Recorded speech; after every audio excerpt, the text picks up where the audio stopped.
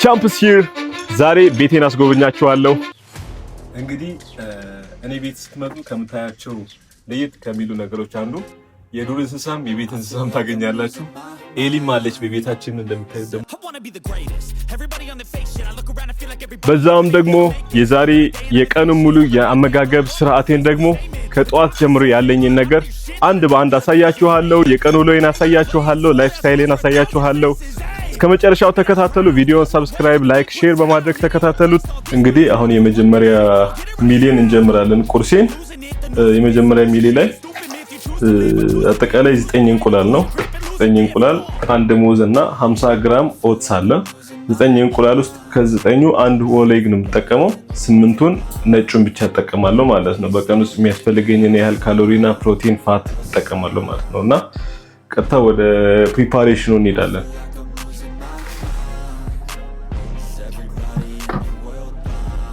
እና የላጤ ቤት ትላለህ ማቲ። የላጤ ቤት አብዛኛው ምግባችን ያው ፕሪፓሬሽን ላይ ስንሆን የተለየ ምግብ አይኖርም። ቤታችን ውስጥ ሊኖር የሚችለው እንቁላል ነው ወይ አሳ፣ ቺክን ምናምን ነው። ሙዝ አይጠፋም። ሙዝ ያው ቁርስ ላይ የተወሰነ ወይ ደግሞ ከኤክሰርሳይዝ በኋላ ከፕሮቲን ፓውደር ጋር አንድ ሚል ነው እሱን የምቆጥረው። አሁን በኋላ ጊዜ አሁን አንድ ሙዝ ከተጠቀምኩት በኋላ ደግሞ ከኤክሰርሳይዝ በኋላ የመጨረሻው ሚል የሚሆነው 2 ስኮፕ ፕሮቲን ፓውደር፣ BCA፣ ክሬቲን እና ከዛን በኋላ ደግሞ አንድ ሙዝ ተጠቀማለሁ ማለት ነው። ይሄን የተወሰነ ውሃው እስኪፈላ ትንሽ ጠብቀዋለሁ። ስለ ዋንጫው ትንሽ ማብራሪያ ያስፈልጋል። እውነት ነው። እዚህ ጋር የምናያቸው ዋንጫዎች ይሄኛው መጀመሪያ በብዛት ተመሳሳይ ናቸው። ሰከንድ ፕሌስ የወጣበትንም ዋንጫ ነግራችኋለሁ። የመጀመሪያ ዋንጫ 2024 ላይ አንደኛ የወጣውበት በሚድል ዌይት ነው የተወዳደርኩት። በ77 ኪሎ አንደኛ ከራሴ ካታጎሪ አሸነፍኩኝና ከዛም ሁለተኛ ዙር ደግሞ ይሄኛው ዋንጫ ሲሰጠኝ ደግሞ ኦቨርኦል ታይትሌን ሳሸንፍ ነው። የመጀመሪያ የ2024 ሚስተር ኢትዮጵያ ቻምፒዮንሺፕ ሲሆን አሸናፊ ሲሆን የተሰጠኝ ነውና በሁለተኛው ዙር ደግሞ 2025 ላይ ድጋሚ የራሴን ካታጎሪ ኪሎዬን ከፍ አድርጌ በ84 ኪሎ ሚድል ሄቪ ዌይት ላይ ማለት ነው የተወሰነ ኪሎ ጨምሬ የራሴን ካታጎሪ አሸነፍኩኝ። ፕላስ ደግሞ ኦቨርኦል ታይትሌን ድጋሚ ተቀናጀው ማለት ነው። ሚስተር ኢትዮጵያ ታይትሌን አሸነፍኩኝ። በመቀጠል ደግሞ ሁለት ውድድር ነው የተወዳደርኩት። ሁለተኛ ዙር ላይ ስወዳደር ክላሲክ ፊዚክ እና ኢትዮጵያ ላይ ለመጀመሪያ ጊዜ የተጀመረው የአንዱ ካታጎሪ ነው ክላሲክ ፊዚክ እና ኦፕን ባዲ ቢልዲንግ ለብቻ ነው የተለያየ እንትና ያላቸው ፓንታቸውም ይለያያል እና የዛኔ ያው ብዙ ፋክተሮች ነበሩ። የፓንት ምናም ነበርና ግን ያው ያን ያህል ሬዲ አልነበርኩም ለዛኛው ለክላሲክ ውድድር። ሞስሊ ለኦፕኑ ነበር የተዘጋጀሁት። ኦፕኑን አሸንፌ ክላሲኩ ላይ ሁለተኛ ወጥቻለሁ ማለት ነው። ያው ክላሲኩም የራሱ የሆነ ክራይቴሪያዎች አሉ፣ የምታሸንፍበትም አታሸንፍበትም ዘዴዎች አሉና በመቀጠል ደግሞ መጀመሪያ ሳሸንፍ ይሄኛው የፕሮፌሽናል ካርድ ነው። IFBB ፕሮ የሆንኩበት በኢንተርናሽናል ደረጃ IFBB ሊግ ውስጥ ገብቻለሁ ማለት ነው። በማድሪድ ስፔን አሁን ኔክስት ታይም ወደፊት ልንወዳደር እንችላለን እና ለዛ ውድድር ውስጥ በፕሮፌሽናል ደረጃ መወዳደር ይችላል ማለት ነውና ይሄን ይመስላል ያለው ነገር። ሻሞላውም ይሄ ሻሞላ የምታዩት ደግሞ እና ጋር እንትን ካባ አለ። ካባውን አሳያችኋለሁ ቀጣይ እና እሱ የምታገኙት ኦቨርኦል ቻምፒዮን። አሁን ለምሳሌ የራሳችሁን ኪሎ አሸነፋችሁ የአሸናፊዎች አሸናፊ ስታሸንፉ የሚሰጣችሁ ነውና ይሄን ይመስላል በትንሹ። ብዙም አላብራራውም ሶሪ። ሌትስ ጎ የፈላው ውሃ ላይ ነው እንትን ነው። ሚዲየም ባናና ነው የምጠቀመው ነው። ያው መካከለኛ የሆነ ሙዝ እጠቀማለሁ። ፕላስ ደግሞ 50 ግራም ኦትስ፣ አንድ ሙሉ እንቁላል ለመጠቀመው እዚህ ላይ በቃ ይሄን ኦልሬዲ ጨርሻለሁ። የኦትስን ጉዳይ በቃ መጨረሻ ላይ ካሎሪውን ነግራችኋለሁ። ስንት ካሎሪ ያለው ግራም ፕሮቲን አለው። ምግቡ ብቻውን በቂ አይደለም። ኤክሰርሳይዝ ፕሮፐር የሆነ ኤክሰርሳይዝ ፕሮግራም ያስፈልገናል። በመቀጠል ደግሞ የሪከቨሪ ታይማችን በቂ እንቅልፍ መተኛት አለብን። ሰውነታችን በደንብ ለቀጣይ ጊዜ ሬዲ እንዲሆንና መስሎቻችን ሪከቨር አድርገው ቢውልድ እንዲያደርጉ በደንብ እረፍት ማድረግ አለብን። በቂ እንቅልፍ መተኛት አለብን። በመቀጠል ደግሞ ተገቢውን የሆነ ሃይድሬሽን ሰውነታችን ማግኘት አለበት። በአግባቡ ውሃ መጠጣት አለብን። እያንዳንዱ ብለድ ፋንክሽን እንዲያደርግ እያንዳንዱ ጡንቻ እድገት የሚኖረው በዛ ሂደት ነው። በሃይድሬሽን በቂ ሃይድሬሽን ከሌለ ጡንቻ እድገት ብሎ ነገር የለም። አሁን ይሄ ምግባችን 500 ካሎሪ ነው ቁርሳችን። ይህ ማለት 9 እንቁላል፣ ከ9 እንቁላል 8 ዋይት ኤግ፣ 1 ኦል ኤግ፣ 1 ሚዲየም ባናና እና 50 ግራም ኦትስ ነው። ከዚህ ውስጥ ወደ 43 ግራም ፕሮቲን አለው፣ ወደ 9 ግራም ፋት አለው እና 500 ካሎሪ ነው። ይሄንን ይመስል ቁርሳችን። ይሄ አመጋገብ ያው ጡንቻ ለመገንባት እጅግ በጣም ሎው የሆነ ካሎሪ ነው እና ደግሞ ሃይ ፕሮቲን ሎው ፋት ሞዴሬት ካርብ ነው። ጡንቻችሁን ለመገንባት ስባችሁን ለመቀነስ የተሳከለ ቁመና እንዲኖራችሁ አመጋገባችሁ በጣም ትልቁ መሰረት ይይዛልና ስቴይ ክሊን ዳይት ትላለ። ሶ ጋይስ አሁን በመቀጠል ከመጀመሪያ ሚሌ በኋላ የምወስደው ሰፕሊመንቶች አሉ። ለምሳሌ ቫይታሚኖች፣ ሚነራሎችን እጠቀማለሁ። ከፕሮቲን ከካርብ ከፋት ባሻገር እነዚህ ማይክሮኒውትሪየንቶች ለሰውነታችን እጅግ በጣም ጠቃሚ ናቸው። ባዲያችን የተሰራው ከሚነራል ነው እና በዛ ነው ልክ ደግሞ በነዛ ከፕሮቲን ከሌሎች ነገሮች ባሻገር ደግሞ እነዚህ ማይክሮኒውትሪየንት የምንላቸውን ደግሞ መጠቀም አለብን። ለምሳሌ እዚህ ጋር ብዙ እንትኖች አሉ። እኔ መልቲ ቫይታሚን አለኝ እዚህ ጋር እና ፊሽ ኦይል ቁርሴ ላይ ከቁርስ በኋላ ሁለቱን ነው የምጠቀመው ማለት ነው እና አይ ቲንክ ይሄ ለኖርማል ሰው አንዳንድ ነው የሚለው እና ግን እኔ ደግሞ ሁለት አድርጌ ነው የምወስደው። እያንዳንዱ ሁለት ያደረኩኝ። እዚህ ጋርም አሉ ሌሎች ሰፕሊመንቶች ክሬቲን በኋላ ጊዜ ነው የምወስደው። እዚህ ጋር ደግሞ ይሄ አይ ቲንክ አዲስ ብራንድ መሰለኝና BCA እና ኤሌክትሮላይት ነው አንድ ላይ ያለው። እሱን ደግሞ በኤክሰርሳይዝ ታደርግና ከኤክሰርሳይዝ በኋላም ኤኒ ታይም መጠቀም የሚችለው ነው ይሄኛውን። ፕላስ ደግሞ አሽዋጋንዳ አለ። ማታ ልተኛ ስል ጀስት በቃ ሰላም ያለው እንቅልፍ ለመተኛት ተጠቀመዋለሁ። እዚች ጋር ደግሞ እቺ ዌይት ሎስ ትላለች። ለብዙ ጊዜ ካርዲዮ ከመግባት በፊት ነው የምጠቀማት። እሷን ለክ እንደ ፋት በርነር አይነት ነገር ናት፣ ግን ያው ብዙ ጊዜ አልጠቀማትም። ሞስትሊ ኮፊ እየጠጣሁ ነው ፋስተር ካርዲዮ ማደርገውና ወደዚህ ጋር ስንመጣ ደግሞ እቺኛዋ ያው በካፕሱል መልክ ናት፣ በታብሌት መልክ ናት። ነገር ግን ፕሪ-ወርክአውት ናት። እቺ ፕሪ-ወርክአውት እዚህ ጋር ወይ አለኝ። እነሱን ያው ከኤክሰርሳይዝ በኋላ ቅድም እንዳወራሁኝ አምስተኛ ሚሌ ነው ፕሮቲን ፓውደር የማደርገውና ከአንድ ሙዝ ጋር የምጠቀመው ይሄን ይመስላል።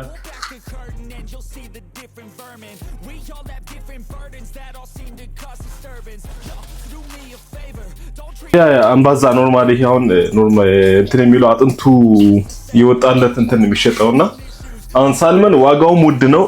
በዚህን ሰዓትም ደግሞ ሳልመን አያስፈልገኝም፣ ምክንያቱም በካሎሪ ደረጃ ይዘቱ በራሱ የሳልመኑ ከፍ ስለሚል የዚህኛው በጣም ሎው ካሎሪ ነው።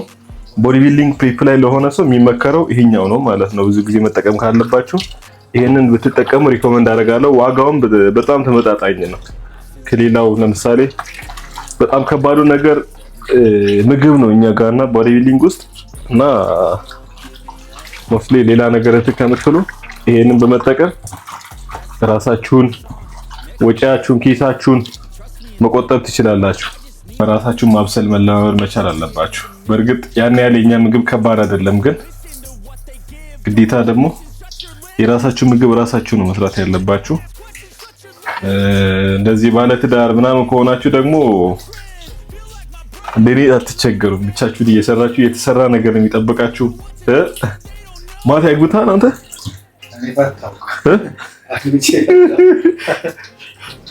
የምሬን ነው።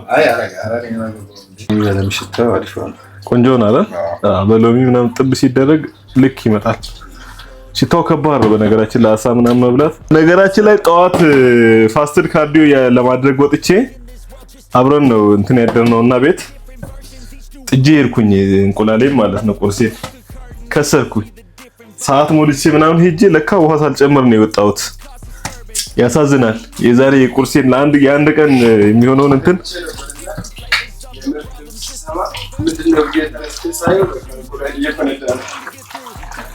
ይሄ ነገር በነገራችን ላይ ግን ብዙ ጊዜ በነገራችን ላይ ብቻችሁን ስትሆኑ የሚያጋጥመው ነገር አንዱ ይሄ ነው። ሁሌ ነው በነገራችን ላይ ብዙ ጊዜ ፈንድቶብኝ ያቀል ጭሶብኝ ያቀል ኩላሽ እንዴት እንደማለት ታውቃለህ? በጣም ብዙ ጊዜ እዚህ መጥቼ በራሱ ውሃ የረሳው ብቻ አይደለም ወይ እጄ እተኛለሁ እጥድና ማለት ነው እተኛለሁ ኦር ደግሞ ከጣርኩ በኋላ አንዳንዴ ይወጣልና እረሳለሁ ተመልሼ እመጣለሁ ብዬ ማለት ነው። ሱቅ ወጥቼ ምናምን ረጅም ሰዓት ቆያለሁ።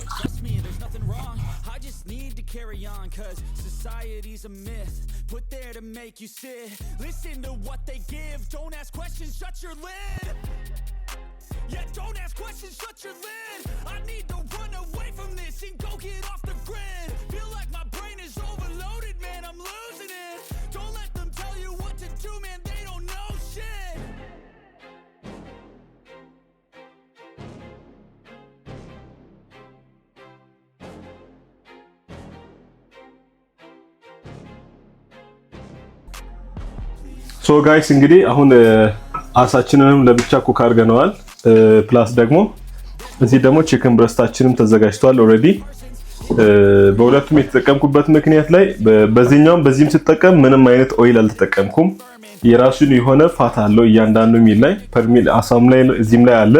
በካሎሪ ደረጃ ስናይ ደግሞ የቺክን ብረስቱ ትንሽ ከፍ ይላል ካሎሪው የተወሰነ አማውንት። አሁን እዚህ ጋር የምጠቀመው አሳ የመጀመሪያውን ምግብ ፕሬፕ ያደረኩ ላሳያችሁና ኦልሞስት ወደ 240 ግራም ማሳና 240 ግራም ቺክን ብረስት ነው ማደርገው። 2 ሚል ነው ማውጣው።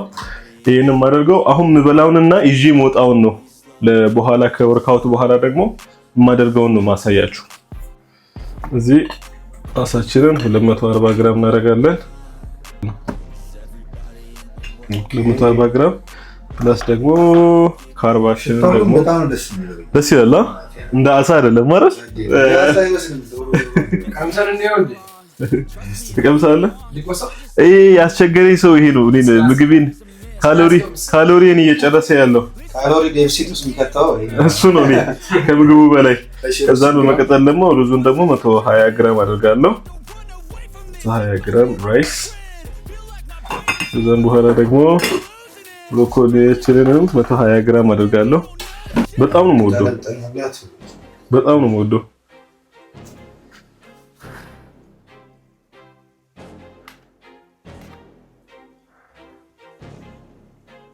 በመቀጠል ደግሞ አንደኛው ሚሊን አሳ አድርጌያለሁ። አንደኛው ሚሊን ደግሞ ቺክን ብረስት ነው የማደርገው።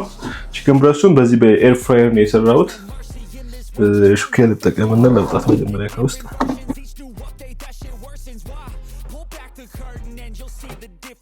ያው 240 ነው የማደርገው። 180 ደርሷል።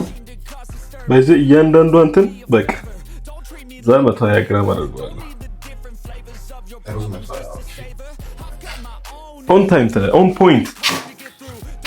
ኦን ፖይንት ብሮኮሊያችንም እንደዛው ሴም ሺት ግራም አለ። እሱ ያው ቢበዛም ችግር የለውም፣ ግን ያው ለማወቅ ቢያንስ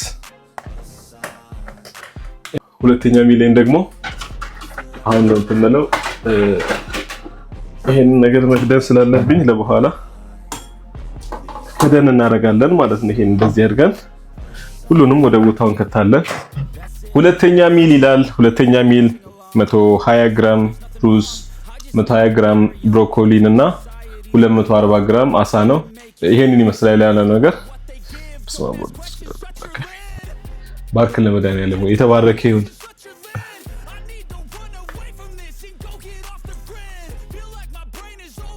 እንግዲህ እኔ ቤት ስትመጡ ከምታያቸው ለየት ከሚሉ ነገሮች አንዱ የዱር እንስሳም የቤት እንስሳም ታገኛላችሁ። ኤሊም አለች በቤታችን። እንደምታዩት ደግሞ አትክልታችን ምናምን ይሄን ይመስላል። ግቢው ኤቭሪቲንግ ናቹራል የሆኑ ነገሮች ነው ያሉት። እቺ ኤሊ እንዴት ነው ስቴሮይድ ትጠቀማለች? ኤሊ እንዴት ነው ቼክ ነገር በነገራችን ላይ ናቹራል ናት እንደኔ ማለት ነው። እና ቤተሰብ የዛሬው ቀን ይሄንን ይመስል ነበር። የአመጋገብ ፕሮግራም ያሳየኋችሁን ይመስል ነበር። በመቀጠል ደግሞ ወደ ወርካውት ነው የምገባው። ፕሪ ወርካውቴን አሁን ኮፊ አዝዣለሁ። ኮፊዬን ወስጄ ወደ ወርካውት እገባለሁ። ፕሪ ወርካውት ብዙ ጊዜ ቅድም ያሳየዋችሁ ሳፕሊመንት አለ። ያንን ሳፕሊመንት ነው የምጠቀመው ብዙ ጊዜ እና ደግሞ እሱንም ማልጠቀምበት ጊዜ አለ። ኮፊ ብቻ ወስጄ የምገባበት ጊዜ አለና የዛሬው ፕሮግራም ይሄን ይመስል ነበር። በመቀጠል ደግሞ በቀጣይ ቪዲዮ 3 የባይሴፕስ ምርጥ የተመረጡ 3 ኤክሰርሳይሶችን የባይሴፕስ ኤክሰርሳይሶችን አሳያችኋለሁ። ከነ ፎርማቸው ከነ ሬፓቸው እንዴት መስራት እንዳለብን አሳያችኋለሁ። ስቴይ ቱን። ሰብስክራይብ፣ ላይክ፣ ሼር ማድረግ እንዳይረሳ። አመሰግናለሁ።